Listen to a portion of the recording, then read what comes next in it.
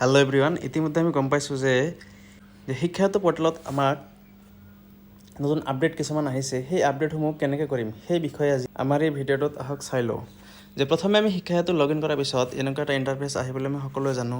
তাৰপিছত আমি কি কৰিব লাগিব, আপোনাৰ ইয়াতে যে আপোনাৰ লেফ্ট ছাইডত যোনটো বাৰ আছে, যে ইয়াতে মেনু বাৰত কি আছে আমাৰ যে school management, martial arts training, teacher and staff যোনটো টেব আছে সেইটোত যদি আমি ক্লিক কৰোঁ, ক্লিক কৰাৰ পিছত কি হ'ব, এনেকৈ আমাৰ কিছুমান টেব খোল খাব।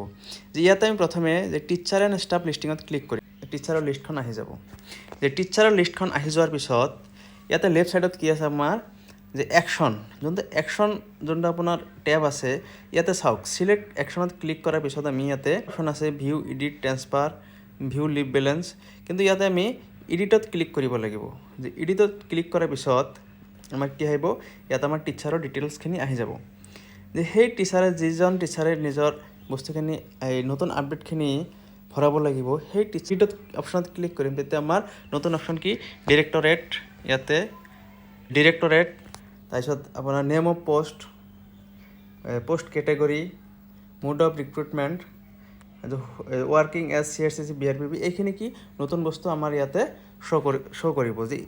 যিহেতু অলৰেডি এই ফৰ্মখন কি হৈছে, ফিল আপ কৰা হৈছে, গতিকে ইয়াতে এইখিনি বস্তু ভৰোৱা আছে। যে এইখিনি ভৰোৱাৰ পিছত আৰু বাকীখিনি আপোনাৰ আগৰ যেনেকৈ আছে ঠিক তেনেকৈ আছে।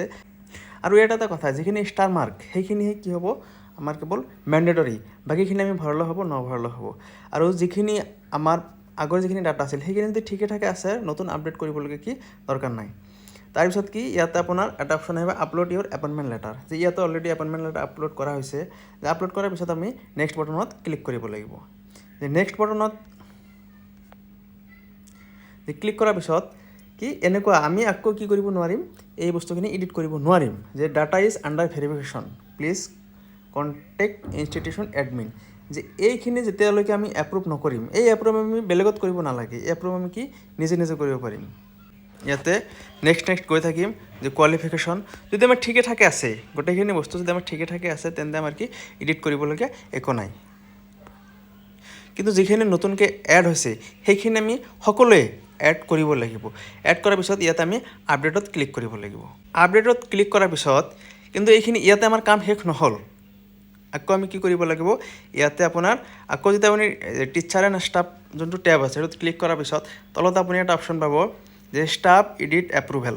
যে ষ্টাফ এডিট এপ্ৰুভেলত ইয়াতে আপোনাৰ কি আছে যে ষ্টাফ এডিট এপ্ৰুভেল।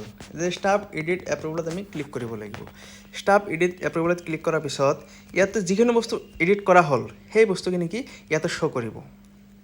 ইয়াতে শ্ব' কৰাৰ পিছত কি আমি ভিউত ক্লিক কৰিব লাগিব। ভিউত ক্লিক কৰাৰ পিছত ইয়াতে কি আহিছে হোম ব্লক। যে হোম ব্লক মই কি কৰিছিলোঁ, আগতে এডিট কৰিছিলোঁ।